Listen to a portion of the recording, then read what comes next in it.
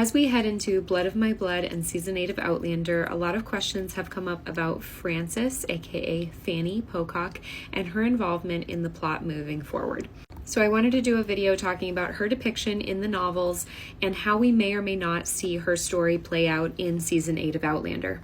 As always, this will have spoilers for the books and the show, so if you are looking to avoid those, please do keep on scrolling. So I like to do character profiles for a lot of the Outlander characters, and I've been looking forward to making one for Frances Pocock, who goes by Fanny. So Frances Pocock was born in 1767 and is played by Florrie Mae Wilkinson in the show. By the events of the season 7 finale, Fanny would have been 12 years old, and at the beginning of Go and Tell the Bees That I Am Gone, which is book 9 of the Outlander series, she would have been 13. As a refresher, she is the younger sister of Jane, also known as Arabella Pocock, who William meets in season 7, and she is entrusted to Jamie and Claire at the end of season 7 after Jane's burial. In the books, Fanny is actually tongue-tied, something that Claire is able to fix for her and spends a lot of time teaching her how to pronounce words properly after that surgery takes place. And she heads back to Fraser's Ridge with Jamie and Claire after Jane's funeral services and William asking the Frasers to take care of her. Fanny has seen far more than anyone her age should at this point, having grown up majority in a brothel, and she navigates the world in a very different way because of it, and Claire notes that she's almost painfully honest and forthright with people.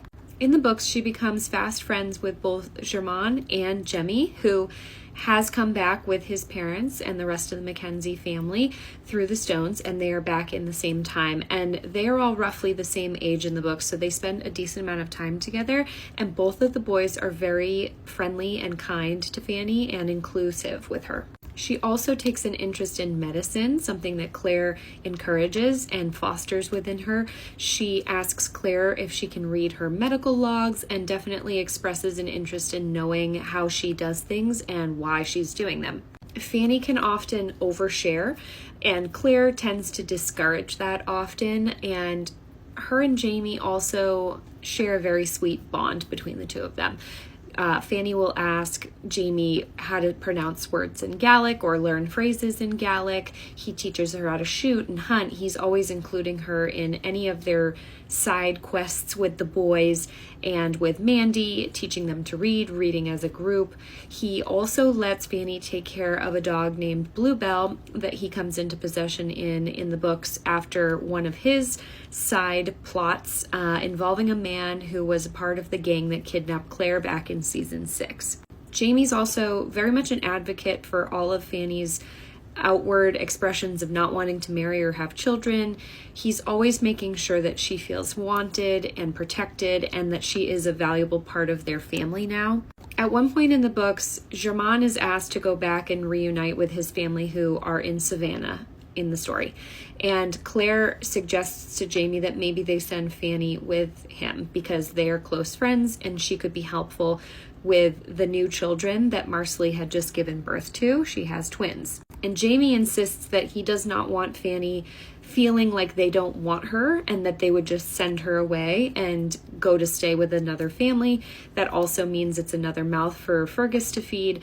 But at the heart of it, he also knows that William entrusted her in his care and he would likely come back to visit Fanny, and he doesn't want William coming back and finding out that she's gone and they just pawned her off onto someone else. He was entrusted with her care, and that's something that he takes very seriously. I always felt like in many ways, Jamie and Claire were trying to restore a piece of Fanny's childhood that she was in many ways robbed of, and protect her and try and treat her like a child, because at this point she is. Obviously, at that point in time, it was different, and children were very much involved in chores and adult things and part of the household, much like Germain and Jemmy are.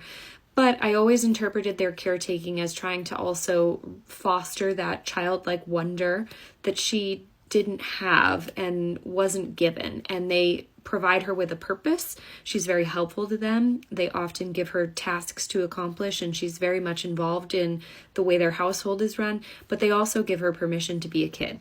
Jamie also calls her Frances, not Fanny, and this is for two reasons. One is that Lord John Grey at one point said that that name was it came with a negative connotation, and the second being that that's what William calls her. He refers to her as Frances. And so because William gave Jamie Frances, he will continue to call her that. In chapter 59 of Go and Tell the Bees That I'm Gone, Claire actually asks young Ian, who is about to travel to Philadelphia, if he would do her a favor and stop and ask some questions about their upbringing at the brothel that they grew up in Philadelphia. He actually goes there in chapter 79, and we don't actually hear his internal thoughts or the retelling of what he talks about until chapter 80, and he learns about Mrs. Abbott, which is the woman who runs the place, and she had described Jane, Fanny's older sister, as someone who was very strange and probably a practitioner of strange arts. While he was there, he met two other girls, one named Meg and one named Trix, and he asked them a lot of questions trying to get to the bottom of what their time there might have been like. They learned that Jane and Fanny were taken from a sea captain that was in need of money and went to Mrs. Abbott with these two girls in order to exchange them and be able to pay his own bills. So the girls were indentures. That took place about 6 or 7 years prior to the present time, which again is 1779 in the books. One of the girls says that normally Mrs. Abbott wouldn't have bothered with them, but they were both very pretty. And so she also recognized that Jane was old enough to start working right away. But Ian thinks about this and notes that Jane would have been the same age that Fanny currently is, which is 12 or 13. One of the girls actually remembers the name of the sea captain.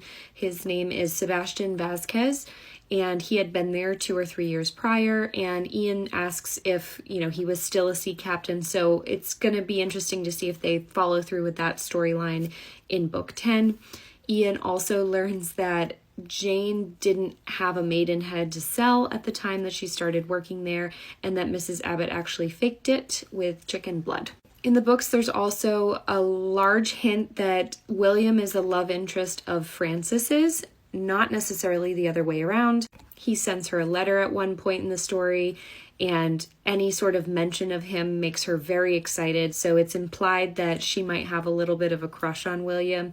I know many people, like myself, who have read the books, don't like the idea of it being reciprocated, just given the circumstances and the age difference between them, but that is something that is played upon in the books. But William isn't the only romantic interest of Frances's. She has the affections of a boy named Cyrus Crombie who lives on the ridge. They kind of do a will they, won't they throughout book 9, and as of the end of book 9, it's still very much open-ended. So how does this play into the faith storyline in the books? Well, in chapter 24, Claire sees the inscription on the locket that says faith, and Fanny ends up kind of sharing a little bit more information about her mother. And in the books, she really doesn't remember her mother that well. In the show, it implies that she does have quite vivid memories of her mother. Claire notes that the woman in the miniature has the same dark curly hair, the same chin as her, and she really gets spooked when she closes the locket and sees the name Faith. Jamie and Claire had decided when Fanny came back to the ridge that they weren't going to ask her questions about her past, but she had said things about bad men on a ship who had thrown a dog overboard, remembering her parents were likely with her aboard that ship, and Claire thinks about Stephen Bonnet and how a wicked sea captain would probably look at them and see them as valuable, and that it would be worth dispensing of their parents potentially. So that's something in the back of Claire's head. Claire spirals similarly in bed, thinking about how this could potentially be their faith, especially given Roger bringing up Hector McEwen, who we don't see in the show, using his blue light healing powers, and Claire starts to think about how Master Raymond used the same ones as she was dealing with losing faith. But Jamie points out that she did see Master Raymond afterwards, and he might have mentioned something, and Claire's brain starts to try and make sense of the ways that Faith could have lived. But at the end of that conversation, they both acknowledge that it's very likely not true and they need to accept it. And as Jamie points out, it wouldn't make a difference because Frances's mother and the woman in the locket has died and their Faith has too. Now, my belief is that Faith had been born prematurely, and magic or not, I don't think Master Raymond could have made her live and survive without modern medicine. But we do know that the show has the ability to rewrite, so we will see how this plays out in season 8.